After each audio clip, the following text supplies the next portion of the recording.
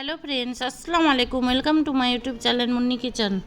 আজকে রান্না করব আলু দিয়ে মাছের ডিমের কারি। এই জন্য এখানে 300 গ্রামের মতো মাছের ডিম নিয়েছি। ডিমগুলো ভালোভাবে মেখে নেব।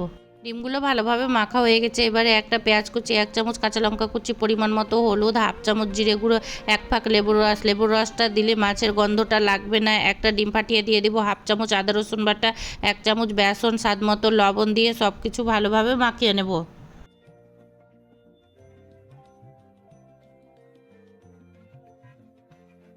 এটা ভালোভাবে মাখানো হয়ে গেছে। এবার গ্যাসের ওপরে একটা কড়া চাপিয়ে সরিষার তেল দিয়ে দিব। এই রান্নাটা সরিষার তেলে করলে খেতে দারুণ লাগে। এবার 1 চামচ করে এভাবে মাছের ডিম দিয়ে ডিমের বড়াগুলো ভেজে নেব।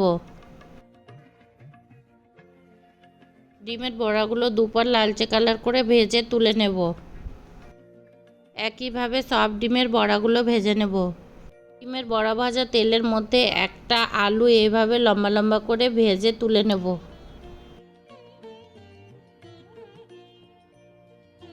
এবার কড়ার মধ্যে আরও একটু তেল দিয়ে দেব। তেলের মধ্যে একটা তেজপাতা, কটা চামচ কালো জিরে ফোড়ন দিয়ে দেব। এবার একটা বড় সাইজের পেঁয়াজ কুচি দিয়ে দেব। পেঁয়াজটা লালচে কালার করে ভাজা হলে ঝালের জন্য 1 চামচ কাঁচা লঙ্কা কুচি দিয়ে দিব। এবার 1 চামচ আদা রসুন বাটা দিয়ে ভালোভাবে মশলাটা কষিয়ে নেব। মশলাটা ভালোভাবে কষানো হয়ে গেছে। 2টো টমেটো বাটা দিয়ে দেব। 2 চামচের মতো জল দিয়ে, হাফ চামচ জিরে গুঁড়ো, হাফ চামচ ধনে গুঁড়ো, হাফ চামচ হলুদ গুঁড়ো, 1 চামচ কাশ্মীরি লঙ্কা গুঁড়ো, স্বাদ মতো লবণ দিয়ে ভালোভাবে মশলাটা কষিয়ে নেব।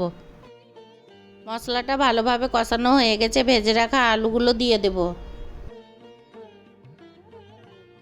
মশলার সঙ্গে আলুটা প্রায় 10 মিনিটের মতো কষিয়ে নেব মিডিয়াম টু লো আঁচে।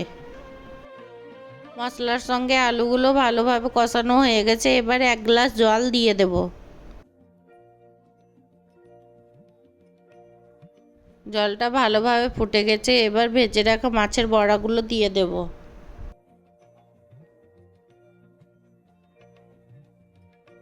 মাছের বড়াগুলো দেওয়ার পর 5 মিনিট জাল দিতে হবে। এবার সবশেষে হাফ চামচ গরম মশলা গুঁড়ো দিয়ে নেড়েচেড়ে গ্যাস বন্ধ করে দেব। দেখুন, রান্না হয়ে গেছে আলু দিয়ে মাছের ডিমের কারি। খেতে দারুণ লাগে। গরম গরম ভাত দিয়ে এই কারি থাকলে আর কিছুই লাগে না। আমার রেসিপিটি ভালো লাগলে আমার চ্যানেলটি সাবস্ক্রাইব করে লাইক কমেন্ট শেয়ার করে দিবেন প্লিজ।